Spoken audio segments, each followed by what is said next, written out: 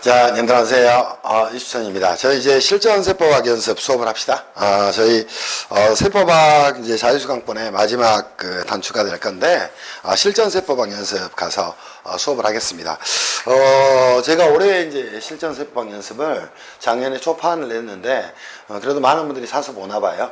그래서 작년 교재로도 뭐 충분해서 올해는 출간을 안 하려고 했어요. 근데 이제 학생들 중에 일부가 저희 이제 이수천닷컴에 와서 선생님 올해도 꼭 좀 내주시면 좋겠다고 스터디한다 뭐 한다. 그래서 제가 고민하다가 이제 출간하게 됐습니다. 출간된 지는 뭐 한 달 정도 되지 않았을까 싶고요. 한 2주, 3주? 이 정도 됐을 것 같아요. 그래서 이 실전 세법학 연습 교재를 가지고 공부를 할 거고, 우리가 이제 실전 세법학 연습 교재를 만든 이유가 있어요. 그래서 실전 세법학에 대한 연습 교재는 기본적으로 이제 교재를 만든 이제 취지가 있습니다. 첫 번째는 여러분들이 이제 세무사 2차 시험에서 보도록 하시죠. 세무사 2차 시험을 보게 됩니다. 2차 시험을 보게 되는데 문제가 되는 건 세무사 1차 때부터 1차 때부터 맨날 이제 계산만 합니다. 그지? 계산만 해요. 근데 이제 세법은 말 그대로 법이에요, 법. 응? 법입니다. 그러면은 이 계산이 만들어진 것도 명분이 있어야 되고요. 또 만들게 된 입법 취지 이런 것들이 이제 존재하게 돼요. 근데 계산만 하는 공부를 하다가 갑자기 이제 세법학이라는 법학으로서의 세법을 마주하게 됩니다. 그러면 그죠? 계산하는 건 이제 숫자들이 보여지니까 그걸 모아서 답안을 작성하면 돼요. 근데 이제 세법학이라는 과목, 즉 법학으로서의 세법 과목을 볼 때는 여러분들이 이제 계산, 이 부분을 가지고 뭔가를 볼 수 없어요. 그러면 세법의 조문이 어떻게 만들어져 있는가, 또 이 조문에서 법학적 관점에서 이제 이 문제가 어떻게 법리적 관점에서 또는 법학적 관점에서 그죠? 세법은 과연 무엇인가? 이걸 이제 바라보는 게 뭐가 됩니까? 오케이? 세무사 2차 시험에 세법학에 여러분들이 시험을 봐야 되는 내용이 되는 겁니다. 그러면 세무사 2차 시험에서 기본적으로 뭐가 있을까요? 세법학은 200점 배점으로 출제가 됩니다. 그러면 엄청나죠? 왜냐하면 400점이 총점인데 200점 배점으로 출제가 되고, 현실적으로 이제 동차생들 또 이제 세법학을 제대로 공부하지 않았던 친구들은 1년이 지나서 유예생이 되더라도 여기서 뭐 40점대 또는 그 밑으로밖에 못 받는 게 현실이에요. 그거는 이제 세법을 올바르게 공부를 하지 않았기 때문이에요. 그죠? 그래서 지금부터 여러분들하고 세법학 연습, 실전 세법학 연습을 가지고 뭐라 할 거냐면 기출문제하고, 그죠? 또 제가 만든 연습 문제입니다. 연습 문제를 가지고 여러분들하고 이제 수업을 할 거예요. 자, 이제 시중에 나와 있는 교재들은 뭐 별게 없을 거고, 또 시중에서는 이제 이런 수업을 하는 것 같아요. 세법학 세무사 2차 시험 200점을 맞기 위해서 뭐 주말에 모의고사 이런 반들을 운영을 하는 것 같아요. 모의고사 반을 운영을 하면서 진행을 하고 있는데, 이 모의고사 반 저는 개인적으로 안 보는 게 좋다고 생각합니다. 이유는 이 모의고사 반에서 모의고사 문제를 풀어요. 그리고 이제 여러분이 답안지를 내요. 그럼 과연 이걸 채점을 누가 할 것인가? 채점을 법학자가 해야 되는데 당연히 세무사들이 합니다. 세무사는 말 그대로 세무에 대한 일을 하는 사람이지 세법을 제대로 아는 사람은 아니에요. 또 법학적으로 세법을 아는 사람이 전혀 아닙니다. 그렇기 때문에 이거는 좀 아닌 것 같아요. 또 강사가 이걸 채점을 해주냐? 전혀 이제 강사는 채점을 하지 않습니다. 회계학원에서 돈 버느라고 바쁘죠. 그죠? 그래서 강사들이 채점을 하지 않아요. 한다면 아마 200명이 본다면 그 채점에만 일주일 이상 걸릴 거예요. 근데 뭐 몇 시간 지나면 답이 똑 나오잖아. 그리고 이제 판례 해놓고 결론 맞으면 점수 주고, 결론 틀리면 1점 주고, 이런 식의 이제 채점을 합니다. 그래서 될 수 있으면 이 모의고사만은 될 수 있으면 저는 안 보고요. 오히려 저 같으면 이수천이 만든 실전 세법학 연습 교재를 보면서 공부를 좀 할 것 같아요. 그렇게 생각을 하시면서 대비를 좀 하시기를 바랍니다. 교재 이제 첫 페이지에 가보면 제가 머리말을 써놨는데 그건 넘어가고요. 머리말 넘어가면 이제 들어가는 말이라고 있어요. 세법으로 공부해야 되는가 이런 이야기들이 좀 나옵니다. 그리고 세법학은 어떻게 공부해야 되는가 이런 말들이 좀 나와요. 그치? 그때 이제 세법학 공부를 하면서 뭐 강사들은 나누더라고요. 뭐 이론형, 뭐 설명형, 또 사례형, 그치? 또 복합형 이렇게 나누는데 여러분들 시험에서 세무사 2차 시험이에요. 세무사 2차 시험에서 세무사 2차 시험에서 그죠? 세법학의 출제는 이렇게 됩니다. 거의 뭐 평균적으로 그죠? 이렇게 나눠져 있어요. 세법학은 그치? 기본적으로 뭐가 나옵니까? 그치? 순수한 이론, 그치? 설명형, 그죠? 자, 이 문제가 이제 존재를 하게 되고요. 또 하나는 뭐 복합형, 이 두 개의 형태로 출제가 됩니다. 근데 여기도 뭐예요? 1번 물음은 물음이 두 개다 그러면 당연히 이론을 물어봅니다. 그래서 복합형에서 예를 들어서 20점이 출제가 됩니다. 그러면 20점 출제가 이루어진다면 그치? 이론은 얼마? 그치? 10점이 이렇게 물어보게 되고요. 이 이론을 응용해서 뭐 하는 거예요? 그죠? 사례에 대한 그치? 판단해 보는, 즉 사례에 대한 판단 너무너무 간단해요. 하나는 뭐가 될까요? 오케이. 과세관청의 과세처분이 타당한지 타당하지 않은지 여부예요. 응? 또 납세의 주장이 타당한지 타당하지 않은지 여부를 논거를 들어서 이제 여러분이 공부를 하시면 돼요. 그때 이제 공부할 때 보시면 이론이 차지하는 비중이 엄청납니다. 그래서 세무사 2차 시험에서는 법전을 시험장에 배치를 해주지 않기 때문에 이론형이 60% 이상 출제가 이루어지게 됩니다. 혹시 무슨 말씀인지 이해할 수 있겠죠. 그래서 60% 이상 출제가 이루어지는 것이고요. 그렇죠?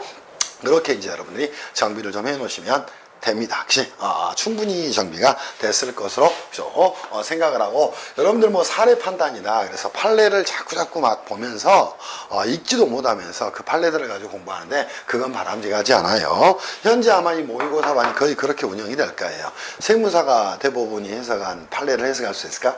저는 아니라고 봅니다. 아니라고 봐요. 그래서 제대로 된 수업을 좀 들으시고, 또 이 이론이 너무너무 중요하다는 사실을 알고 가셔야 돼요. 심지어 이제 우리가 세법학 일부에서는 이제 사례형하고 그죠? 이론형을 복합적으로 출제를 하는 경우가 많은데, 세법학 2부 가면 부가세법의 35점 중에 25점 이상, 거의 30점 가까이까지가 그냥 이론을 묻는 거야. 오케이?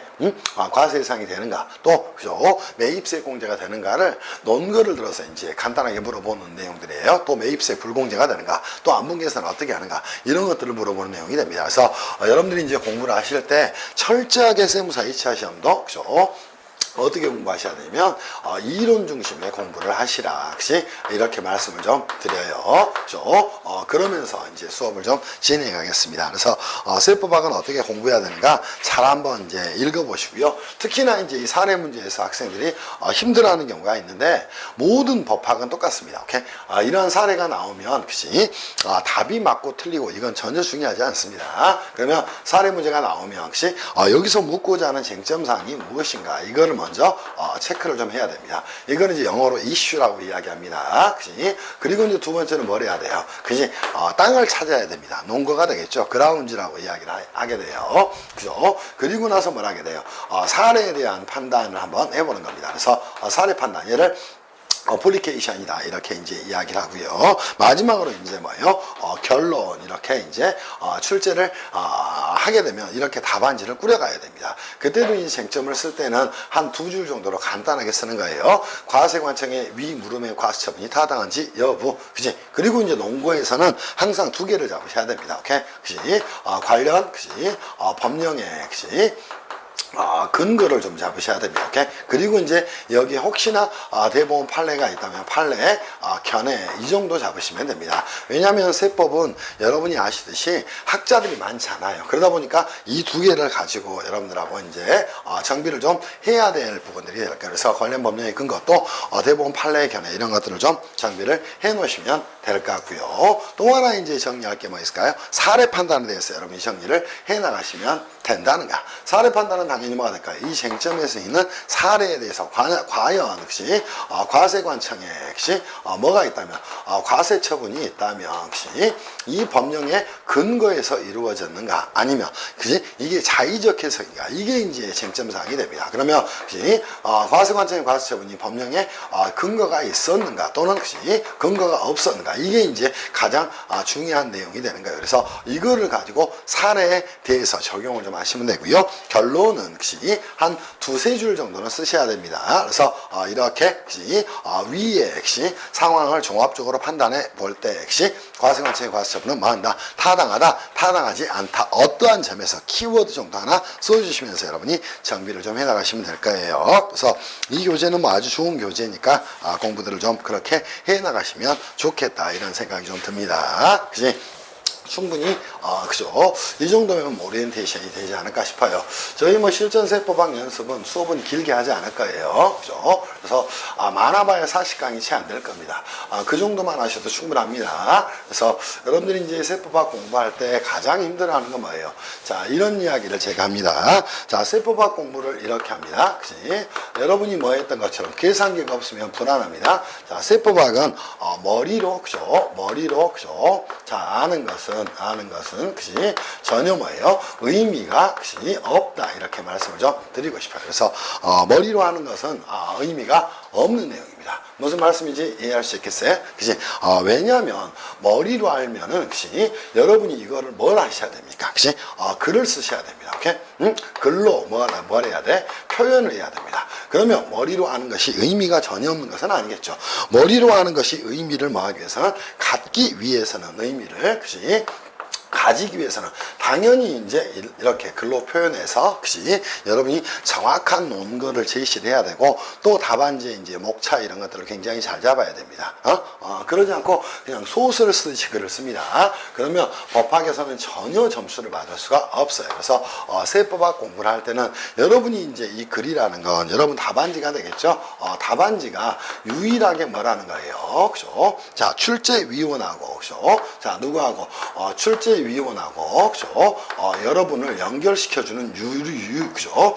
수험생을 연결시켜주는 유일한 고리가 되는 겁니다. 그러면 이 출제위원과 수험생을 연결을 시켜주는 유일 고리가 뭐다 보니까 이 답안지가 되다 보니까요. 그죠? 이 답안지에 그죠? 있는 내용을 가지고 그죠? 정확히 이제 여러분이 소통을 할 수 있어야 됩니다. 그러면 이 답안지를 작성할 때는 될 수 있으면 뭐를 그지? 장문은 긴 글입니다. 장문은 쓰지 않습니다. 오케이? 될 수 있으면 뭐를 써야 돼요? 단문을 통해서 표현을 좀 해놓으시기를 바랍니다. 그래서 5점짜리 문제의 경우에도 한 7줄, 8줄을 쓰면 되는데 그래도 꼭 될 수 있으면 그지? 이 단문을 쓰기 위한 가장 좋은 방법은 뭐예요? 목차 구분을 해서 글을 쓰는 겁니다. 이런 것들을 이제 여러분이 해 놓으시다 보면은 조금 아마 도움이 되지 않을까 싶어요. 이렇게 한번 전개를 해 나가 보겠습니다. 자, 지금부터 문제 풀도록 할게요. 제 1장에 이제 갔더니 어디 국세기본법이 나왔네요. 자, 국세기본법에 있는 내용으로 가서 여러분들하고 한번 그죠? 따져보시죠. 따져보도록 하겠습니다. 그치? 자, 제 1장으로 가서 국세기본법 가서 정비를 좀 지금부터 하겠습니다. 그치? 우리 이제 세법학 1이 되겠죠? 뭐, 여러분들은 충분히 아실 건데 조금만 더 할까요? 그치? 오리엔테이션. 자, 세법학에서, 그치? 여러분들은 이제, 200점 배점이 이루어진다고 이야기했죠? 자, 200점 배점 중에, 학생들이 이제 이런 이야기를 합니다. 저는 세법학 1은 괜찮은 것 같아요. 1이 괜찮긴 뭘 괜찮아? 1이 훨씬 어려운데. 에? 세법학 2가 어려워요. 말이 안 되는 거예요. 자, 세법학 200점입니다. 그러면 100점은 어디에? 세법학, 그죠? 일부에 이제 포진을 하게 됩니다. 그리고 나머지 100점은 세법학, 그죠?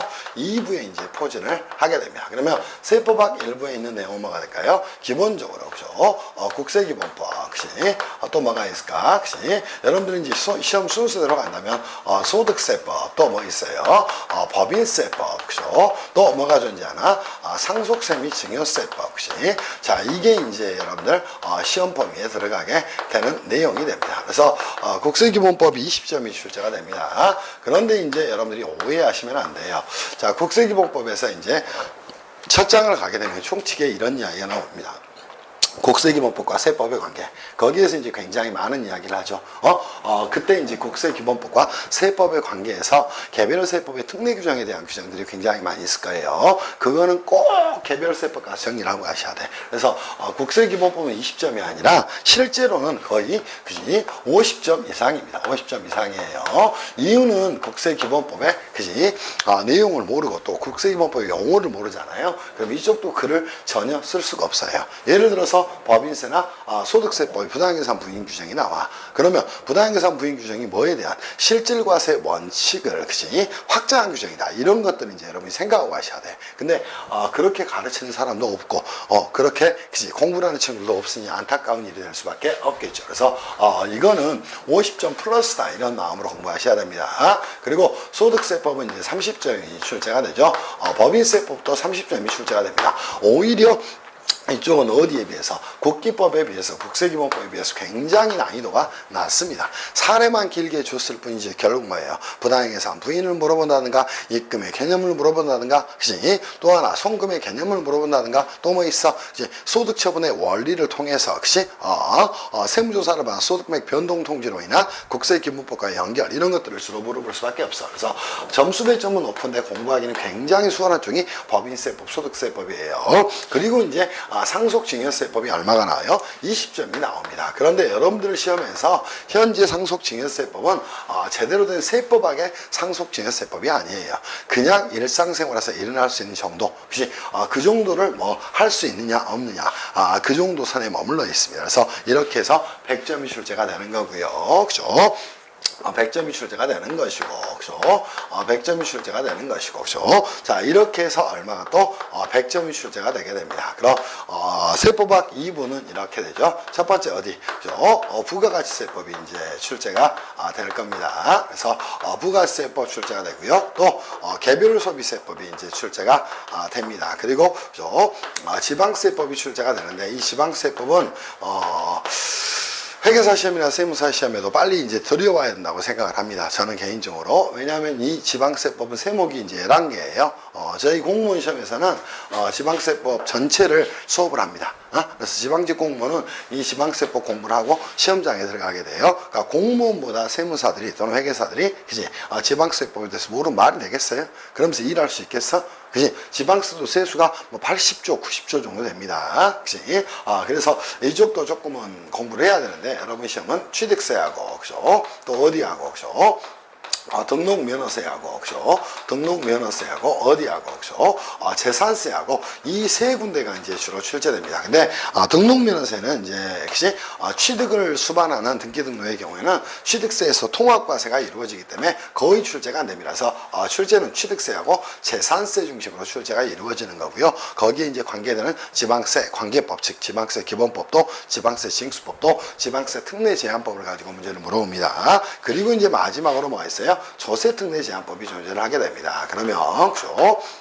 이 내용들에 대해서 여러분들이 이제 정비를 좀 해 놓으시면 될 건데, 부가세법이 몇 점이 출제가 되고 35점이 출제가 됩니다. 혹시 그리고 개별소비세법이 20점이 출제가 되고요. 지방세법도 이제 20점 정도 출제가 이루어집니다. 그리고 조세특례 제한법에서 25점이 출제가 돼요. 네, 유예생들 또 세 번, 네 번 본 친구들 조세특례 제한법 규정 엄청 책 두껍죠. 세법학 2의 이제 반이 조세특례 제한법이지, 그거를 컨트롤 C V 하는 책을 보고 자빠졌어. 그건 아니야. 그지? 그래서 조세특례 제한법도 총칙 규정을 보고 현재 최근에 이제 유행하고 있는 이슈가 무엇인가 그런 것들을 중심으로 여러분이 공부를 좀 해나가시면 될 것 같아요. 이제부터는 어디를 가서 국세기본법을 가서 여러분하고 그죠? 출발해서 한번 가겠습니다. 저희가 제1장이라고 이야기했죠. 챕터 1입니다. 제1장으로 가서 국세기본법 한번 가서 정비를 좀 해봅시다. 자, 세무사 2차 시험 정도 들어가는데 이 국세기본법의 목차를 몰라. 그러면 이거 공부한 거야, 안 한 거야? 안 한 거야. 법학은 결국은 뭐로 수렴돼? 모든 게 이제 목차로 수렴돼. 그리고 결국은 뭘로? 그지? 이 이름으로 수렴이 돼. 그럼 국세에 관해서 기본적이고 공통적인 사항을 다루고 있는 법률을 뭐라고 이야기한다? 국세기본법이다. 이렇게 이야기를 하게 됩니다. 그러면 이 국세기본법에서 우리가 해야 될 것들이 과연 무엇인가? 이것들을 좀 정리를 하셔야 될 거예요. 첫 번째 이제 우리가 정리할게. 국세기본법 총칙에 대한 내용이 있을 겁니다. 그럼 총칙에서 출제가 될 만한 내용은 뭐가 있을까? 있을까? 이렇게 이제 머릿속으로 잡고 가야 됩니다. 두 번째가 이제 뭐가 있을까요? 그죠? 종칙 규정이 끝나게 되면 혹시 국세 부과의 원칙이 존재하나요? 혹시 아마 국세 부과의 원칙이 존재를 하게 될 겁니다. 혹시 부과의 원칙이 있을 거예요. 여기에 대해서 또 뭐가 나올지를 생각하셔야 됩니다. 세 번째가 뭐가 있을까? 세법 적용의 원칙이 존재를 하게 될 겁니다. 이 목차도 펼치지 못하고 세무사 2차 시험을 보겠다. 말이 안 되는 것이 무슨 세법하기 건방이 건이야? 그건 아니야. 그래서 이렇게 정비하고 가셔야 돼. 사장은 뭐가 됩니까? 납세무에. 그죠? 자, 뭐가 있어? 성립, 또, 그죠? 또, 확정, 그시. 또 뭐에 대한, 소멸에 대한 내용이 존재를 하게 될까? 이것들을 정비를 좀 하시라는가? 그시. 그죠? 맞죠? 그시. 총칙, 그시. 이 정도만 정리하시고, 조세 총론은 제가 뺐어요. 그죠? 그리고 이제 가야 될 내용이 뭐 있다? 기한후 신고, 그죠? 수정신고, 그죠? 수정신고 또 뭐 있어요? 그죠? 경정등 청구에 대해서 여러분이 정비를 해 놓으시면 될 것 같아요. 여기에서는 초점은 조금 이따 다시 말씀드릴게. 그치? 그리고 나서 뭐가 나오나? 납세의무의 확장에 대한 내용이 나오게 됩니다. 그러면 이 납세의무의 확장에 대해서 여러분이 정비할 건 뭐가 있을까? 이런 것들을 정리하고 가셔야 되겠죠. 그리고 나서 뭐 있어? 국세 우선권에 대한 내용이, 그죠? 존재를 하죠. 자, 이거는 이제 국세와 다른 채권의 관계다. 이렇게도 이야기를 하게 됩니다. 그래서 국세 우선권에 대한 내용 정리하시고, 그죠? 자, 뭐 작년에는 너무나 쉽게 출제가 됐죠. 가산세 부과와 뭐에 대한 감면에 대한 내용을 정비를 좀 해 놓으시고요. 그 다음에 가야 될 내용이 뭐가 될까? 국세 환급금하고, 그죠? 환급금하고 환급 가산금에 대해서 정비를 하시면 될 것 같아요. 그죠? 그리고 이제 추가적으로 여러분이 정리할 게 뭐 있어요? 역시 국세 불복 절차에 대해서 간단하게 정비를 좀 하시면 될 것이고, 그죠? 정리를 하시면 될 것이고, 마지막에 뭐 있어요? 그죠? 납세자의 역시 권리 보호와 권리 보호와 뭐에 대해서 보칙에 대해서 이렇게 목차는 잡을 수 있어야 됩니다. 그러면 선생님 이 국세 기본법도 결국 뭐예요? 조세 일종이 됩니다. 그러면 먼저 이제 이런 것들을 선행해야 될 학습이 조세가 과연 무엇인가, 또 조세가 추구하는 바가 과연 무엇인가, 그런 것들을 정비를 좀 해놓으셔야 되겠지. 그래서 첫 번째 이제 조세에 대한 내용을 정리하시고요. 총칙에서 시험에 나올 만한 내용 뭐 있을까?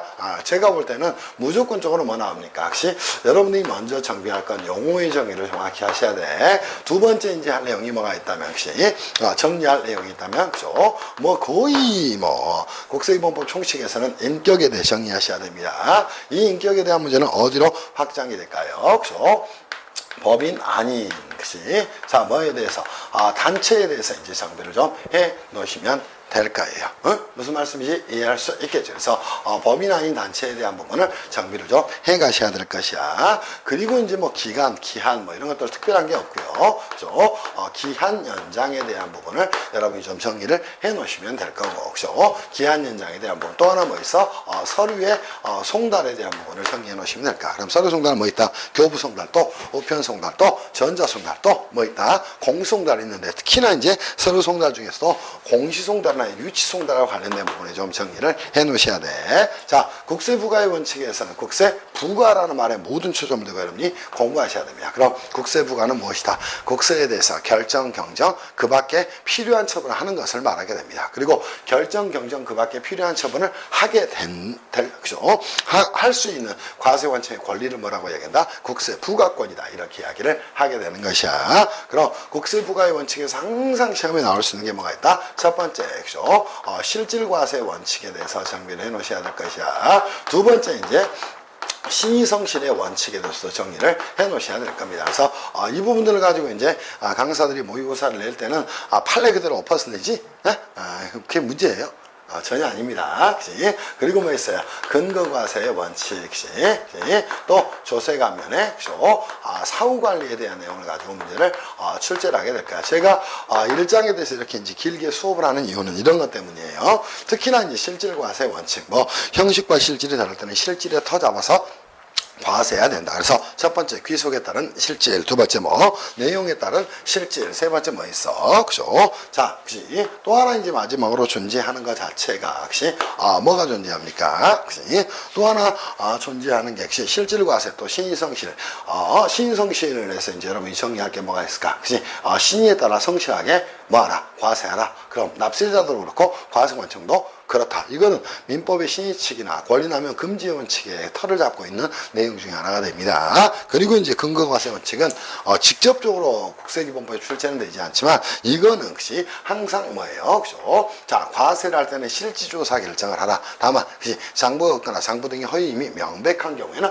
추계에 의해서 과세를 할 수 있는 근거를 만들어 놓은 규정입니다. 그리고 조세관면의 사후관리에 대한 부분은 어디에서 그죠?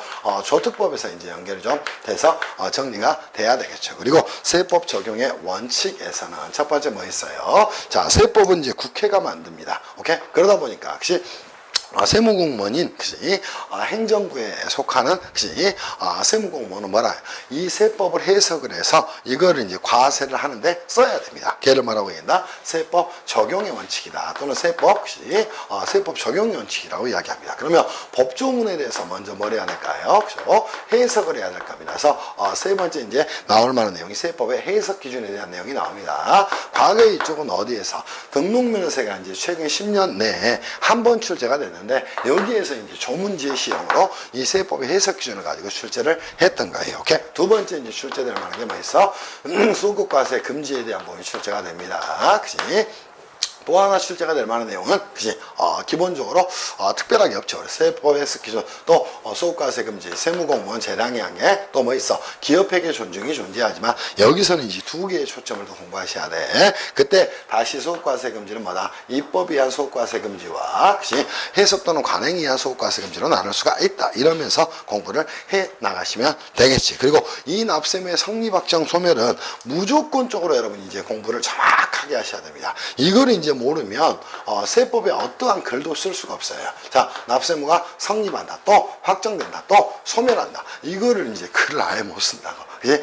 그래서 여러분들 시험에 납세무의 성립 시기를 물어보지 않지만 이거는 전체적으로 뭐를 가지고 사례형을 가지고 문제를 출제합니다. 당연히 여기서도 핵심 뭐가 될까요? 그죠? 국세부가 뭐하고, 그죠?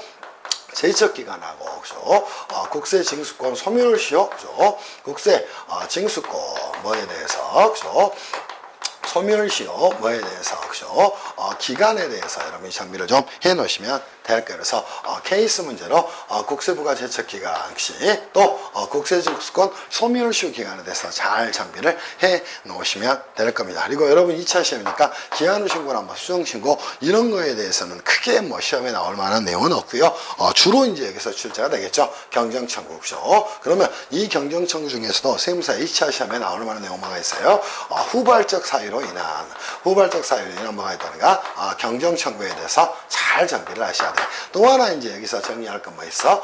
증액경정과 또 감액경정에 대해서 여러분이 정비를 해 놓으셔야 될 거예요. 그래서 2차 시험에 이제 세무사 2차 시험에 출제를 만한 주제는 여기까지다. 오케이? 정리를 하도록 합시다. 그리고 납세무의 확장에서는 첫 번째 뭐 있다? 역시죠. 납세무의 승계에 대한 내용이 있는데 그거는 사례형 문제로 만들기에는 적절하지 않죠. 그래서 문제를 물어볼 수 있지만 작은 문제로 물어볼 거예요. 그래서 첫 번째 정리할 게 뭐 있다? 납세무의 승계에 대해서 정비를 좀 하시기를 바랍니다. 두 번째 뭐 있을까요? 연대 납세무에 대해서 좀 추가적인 정리를 해 놓으시면 될 거야. 또 하나 이제 정리할 게 뭐 있어요? 제2차 납세 의무에 대해서 좀 정리를 해 놓으시면 될 거예요. 이때는 2차 납세무 쪽에서 전부 다 이제 이쪽을 중심으로 정리해야 되는데 납세무 확장 쪽에서는 연대 납세무하고 또 제2차 납세무에 대해서 완벽한 정리를 좀 해 놓으셔야 될 거야. 그리고 이제 아주 작은 문제로 납세 담보에 대해서 간단하게 물어볼 수도 있을 겁니다. 오케이? 무슨 말씀인지 아시겠지? 그리고 이제 국세 우선권의 문제에서는 정말로 중요한 내용이 하나 나오죠. 뭐가 있어요? 자, 국세가 다른 채권에 비해서 우선하기 위해서는 항상 어떤 개념이 나와야 돼? 국세의 역시 법정 기일이 나와야 됩니다. 그치? 이 법정 기일에 대해서 여러분들이 잘 정비를 해 놓으시면 될 거예요. 그럼 국세의 법정 기일과 담보 설정일에 대한 문제를 가지고 여러 가지를 정리를 좀 해 놓으시면 될 것 같아요. 그래서 국세 법정 기일을 정확히 잡으면서 여러분이 공부하셔야 돼. 그리고 국세 우선권에 있어서 행사의 순위 문제, 역시 순위 적용에 대한 문제를 정리를 해 놓으셔야 될 것이야. 그리고 이제 세무사 2차 정도 본 다음에 역시 여기서 이제 추가를 하셔야 되겠죠. 첫 번째 뭐 있다. 양도담보권자의, 그죠? 양도담보권자의 뭐에 대해서, 물적 납세 의무에 대해서, 역시 납세 의무에 대해서 정리를 좀 하셔야 될 것이고, 두 번째 뭐 있어? 가등기 담보재산에 대한 압류와 국세 우선권에 대해서 정리를 하셔야 될 것이고, 그죠? 또 하나 이제 정리할 게 있다면 통정허위, 그죠? 담보 설정 계약에 대한 역시 취소권 행사 이런 것들을 좀 정리를 해 놓으셔야 돼. 그리고 가산세는 이제 너무나 뭐 간단한 내용이니까요. 의 정리하시고, 그죠?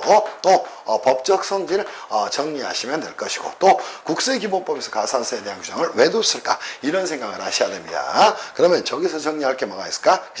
국세기본법의 가산세 종류에 대한 부분을 정리하시고, 그죠? 자, 가산세 뭐에 대해서 면제와 역시 감면에 대해서 이제 정리를 해 놓으시면 될 거예요. 됐지? 그리고 이제 오히려 중요한 내용이 뭐예요? 국세환급금입니다. 이 국세환급금에 대한 내용은 어디하고 연결이 되어 있을까? 경정등 청구하고 연결이 되어 있는 내용 중에 하나가 됩니다. 그래서 경정등 청구하고 연결이 되어 있는 내용 중에 하나가 되는 것이고요. 그죠? 이것들을 이제 잘 정비를 해서 역시 가져가시기를 바랍니다. 그리고 그죠? 자, 국세환급가산금에 있어서는 환급가산금의 기산이라고 이제 연결해야 되겠죠. 그럼 국세환급의 발생 원인은 뭐가 있어? 첫 번째는 과원납금, 두 번째는 환급세액이 존재합니다. 이거를 가지고 어디 국세불복이나 국세환급금이에요. 특히나 그치? 이거를 가지고 국세불복이나 또는 뭐하고 그죠?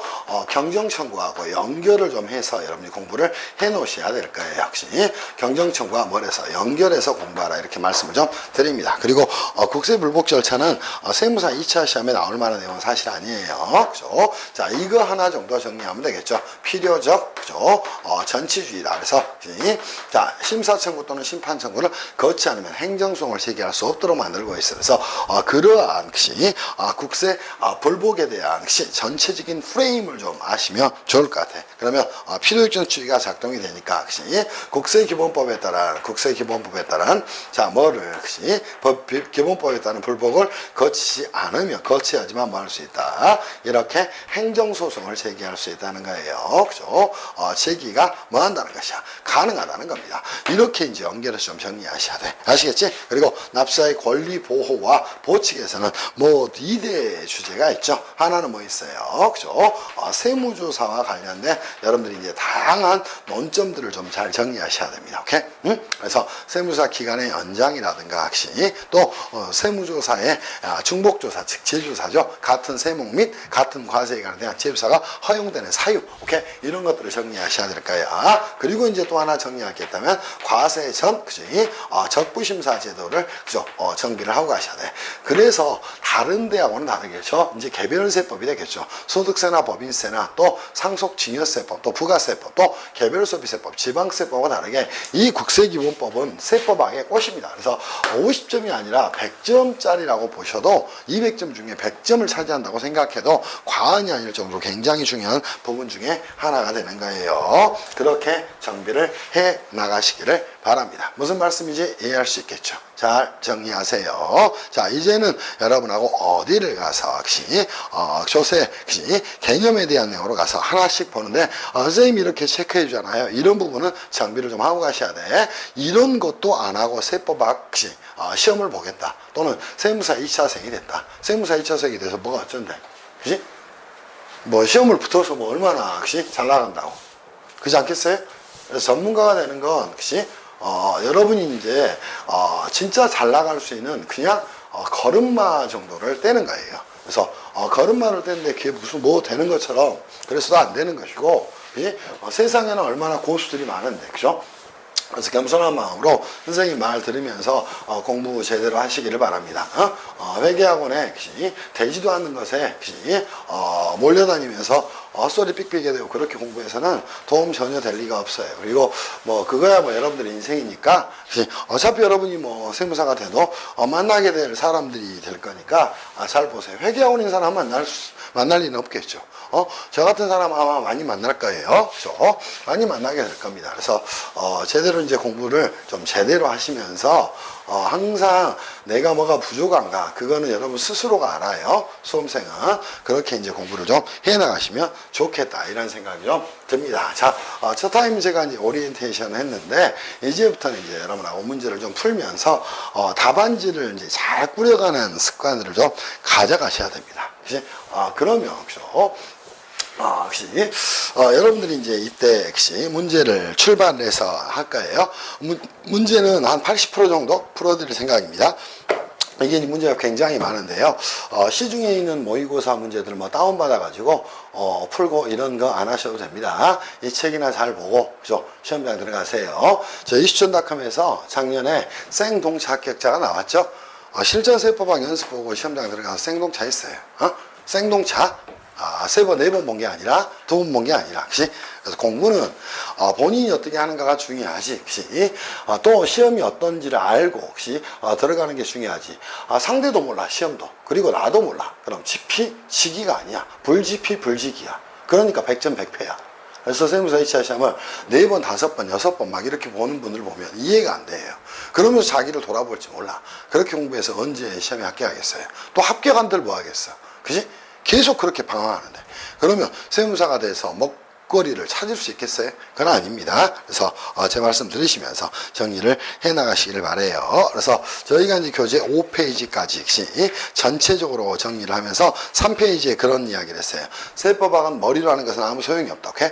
객관식 공부를 할 때도 마찬가지입니다. 저자가 제시한 아래 주제에 대해서 반드시 1차적으로 말로 할 수 있어야 됩니다. 그리고 두 번째, 간결한 문구로 그죠? 여러분이 알고 있다는 사실을 표현을 잘 해나가시기를 바랍니다. 지금부터 그죠? 국세 기본법 총칙가서 가보겠습니다. 자, 문제 가서 출발을 지금부터 해 보도록 하시죠. 자, 문제 한번 갑시다. 자, 어디 간다? 2단계 실전 문제에서 제1절의 조세의 개념으로 가서 이제 정리를 좀 하겠습니다. 조세가 무엇인지도 모르고 여러분이 세법을 공부한다. 이거는 말이 안 되는 거예요.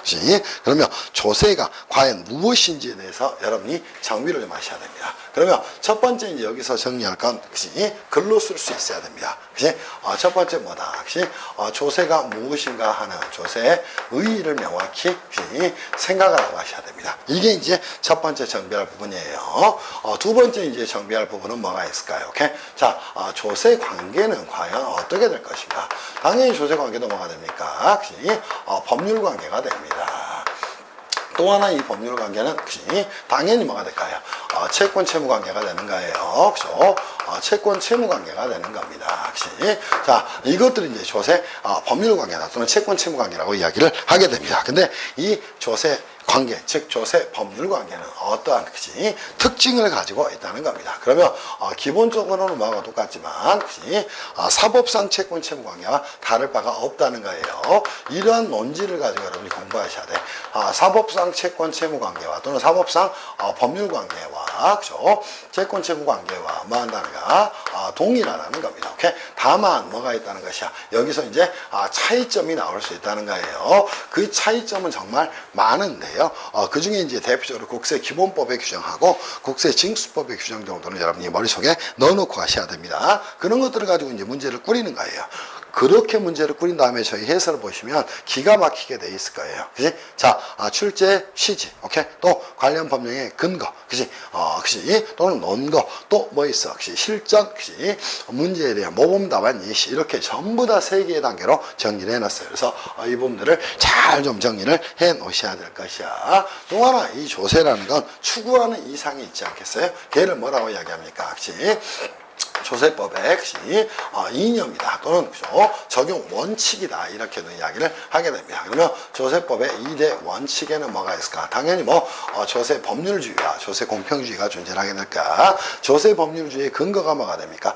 헌법 38조에 모든 국민은 납세의무를 진다. 그지? 또 헌법 59조에 조세의 종목과 세율은 법률로 정한다. 그런 것들이 이제 여러분이 보셔야 될 2대 원칙이 되는 겁니다. 무슨 말씀인지 이해할 수 있겠어요? 그리고 조세법이 추구하는 2대 원칙이 조세 뭐하고 법률주의와 조세 공평주의에 대한 부분에서 자 뭐를 보자는가? 조세 공평주의에 대한 부분을 정리를 좀 해놓고 하셔야 돼. 그래서 조세 법률주의가 과연 무엇인지 자 법률주의가 무엇인지 두 번째 이제 정리할 건 조세 공평주의가 무엇인지 이것들을 이제 전체적으로 정비하라는 취지에서 만들어 놓은 문제가 문제가 이쪽이 됩니다. 오케이? 그래서 문제 1번 가서 여러분하고 문제를 한번 풀어보도록 할게요.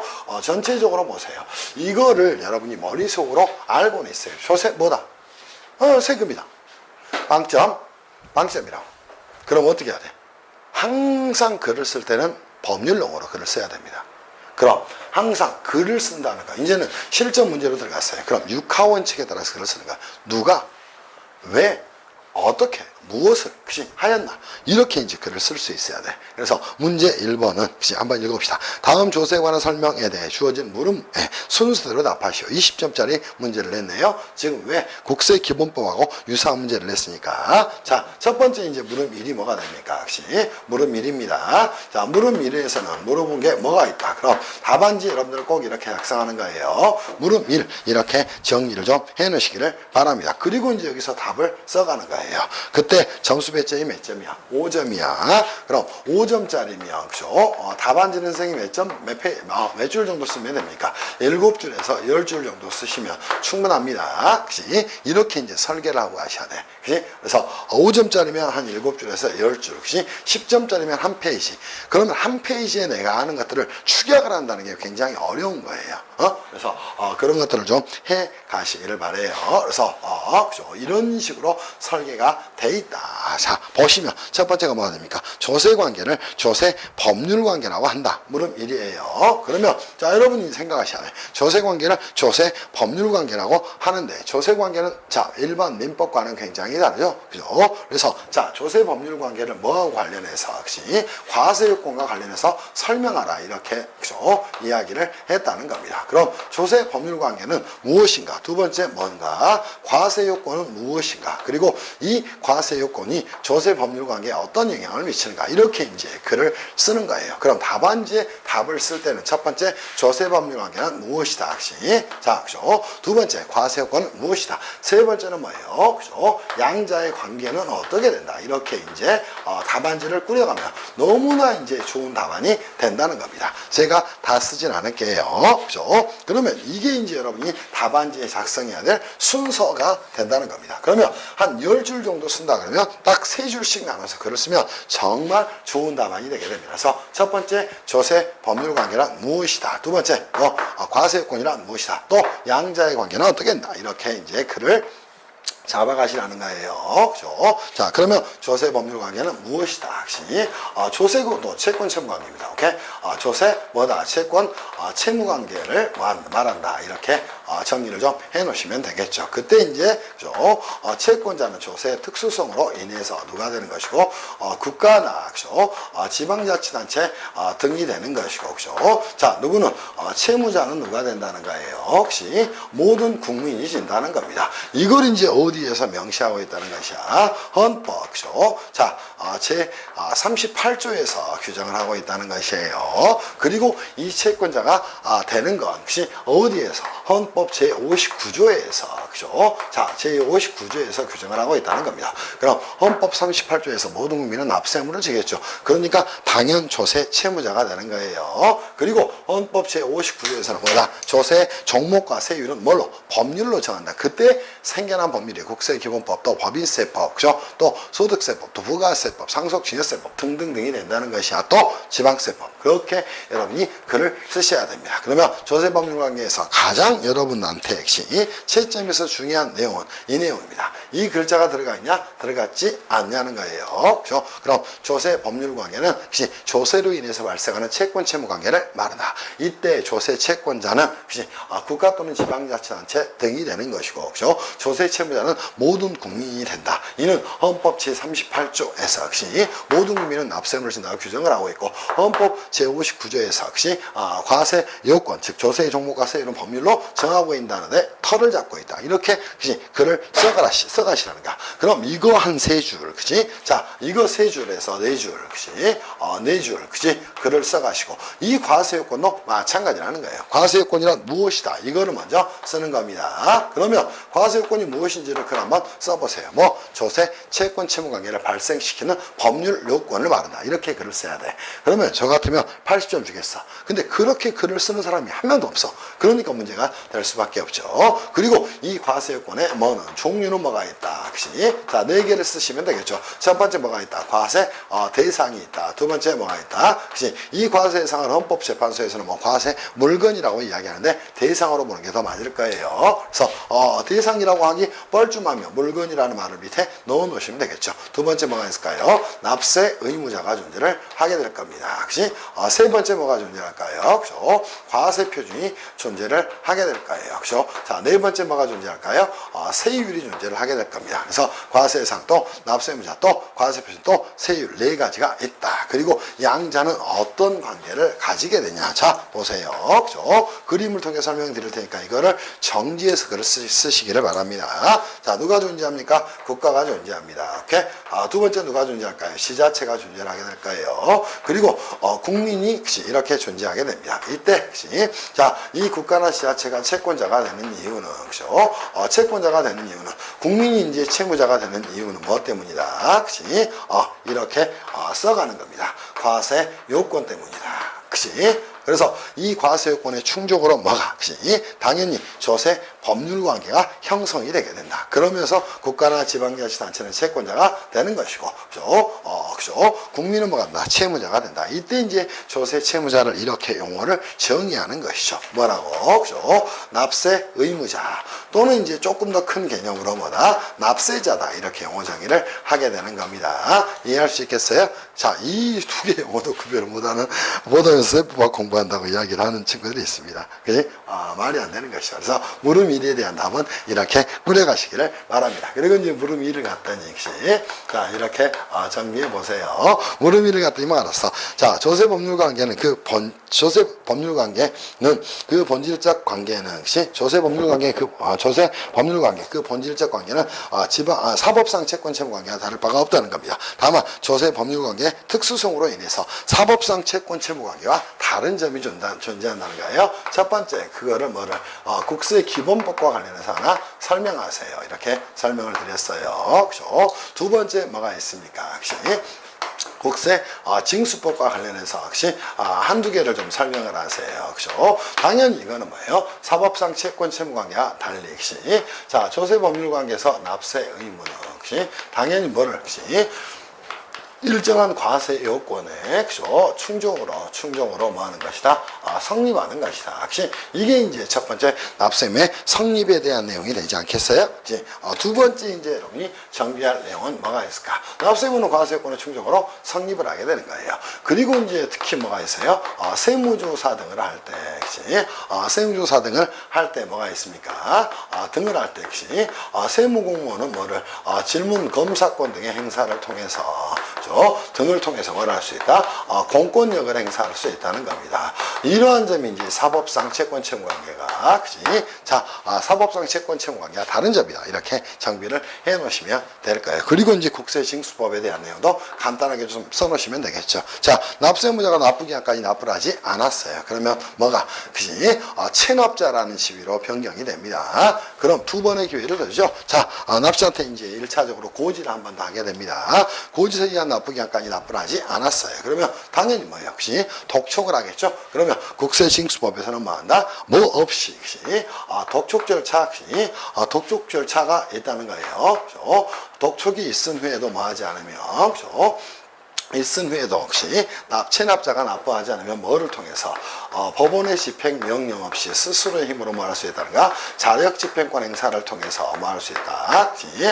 조세를 또는 국세를 징수할 수 있다는 겁니다. 국세에 징수가 가능한 점이 이런 것들이 이제 특징이다. 이렇게 정리하시면 됩니다. 이때 자력 집행권이라고 쓰면 너무나 말이 어려울 수 있으니까 뭐 없이 법원에 뭐 없이 압류 명령 없이 누가 세무서장 등이 관할 세무서장 등이 뭐 할 수 있다. 등이 압류를 체납자의 재산을 압류할 수 있다는 겁니다. 그래서 세무서장 등이 뭐 한다?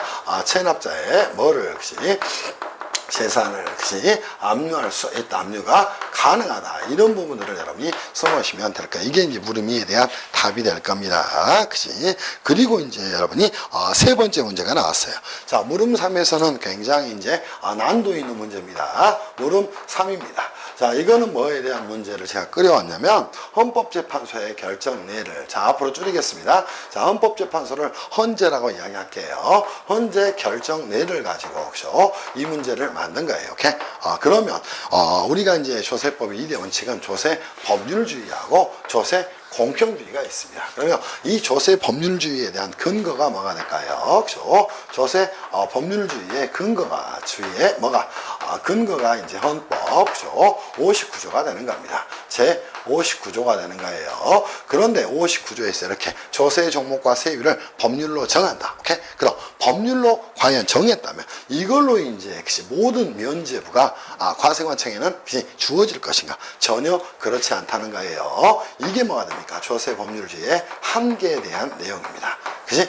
그러면 자, 이 법률에 의해서 즉 세법, 국세기본법, 또 법인세법, 소득세법 이런 것들에서 정했다고 하더라도 뭐 하는 것이다? 반드시 헌법이 추구하는 헌법이 추구하는 기본권 보장 등 기본권 보장 등 뭐에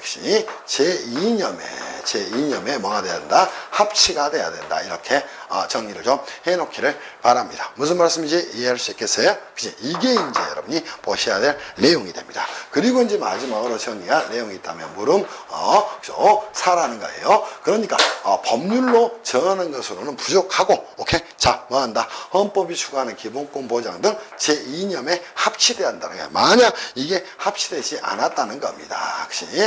그래서 그죠? 국민의 또 권리 또는 이익이 침해됐다는 거예요. 그때는 뭐가 된다? 그치? 헌법소원 등의 뭐가 된다? 대상이 된다. 그치?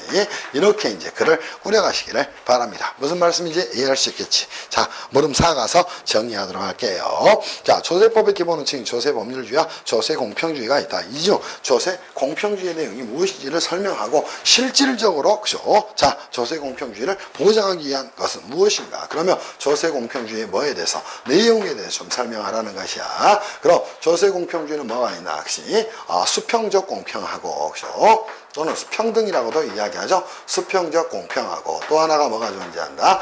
수직적 공평. 이 두 가지가 존재를 하게 됩니다. 오케이? 자, 이거는 뭐에 터잡는 거예요? 항상 기준은 혹시 담세력에 터잡는 겁니다. 그럼 담세력이 뭐 한다면 혹시 동일하다면 혹시 자, 과세도 어떻게 한다? 혹시 동일해야 한다. 이거를 수평적 공평이다. 이렇게 이야기를 하게 됩니다. 수직적 공평은 뭐가 될까요? 그죠? 담세력이 큰 자는 한다. 과세할 때도 상대적으로 그죠? 자, 뭐를 많은 그죠? 세금을 부담해야 되는 원칙을 말하게 됩니다. 그치? 그때 이제 여러분이 보셔야 될 내용. 진정한 의미의, 그치? 공평이라는 건 뭐가 될까? 수직적 공평이 되는 것이다. 이렇게 정리를 좀 해놓으면 되겠죠. 즉, 그치? 조세법이 지향하는 뭐는, 그치? 지향하는, 그죠? 지향입니다. 양이 아니고, 지향하는 건 무엇이다? 수직적 공평이다. 이렇게 여러분이 정비를 해 놓으시면 되겠죠. 그래서 이제 여러분들이, 세법학 2부죠. 부가세법에 가면은, 그치? 우리 면세 제도, 뭘 위한 것이다? 역진성 완화를 위한 것이다. 이거는 뭐예요? 조세 공평주의에 역행한다는 말이에요. 그걸 완화하기 위해서 면세 제도를 두고 있다. 이것도 이제 조세 공평주의에서 파생되는 내용이 되는 겁니다. 그래서 여러분이 이제 문제를 푸실 때 항상 이제 20점짜리면 제가 말씀드렸어요. 5점짜리 문제가 나오면 항상 7에서 10줄 정도로 정리를 좀 해놓으세요. 그래서 항상 한 3줄 정도로 답안지를 꾸려가는 게 가장 좋습니다. 이렇게 공부를 해 나가시기를 바랍니다. 무슨 말씀인지 이해할 수 있겠지. 자, 첫 타임 문제 오리엔테이션 했으니까 이 정도로 볼게요. 모범 답안 한번 가보세요. 그치? 자, 출제 이유 나와 있죠? 관련 법률의 규정이 나와 있죠? 그리고 세 번째는 뭐다? 모범 답안 예시를 좀 해놨습니다. 그래서 이렇게 여러분이 정비를 좀 해놓으세요.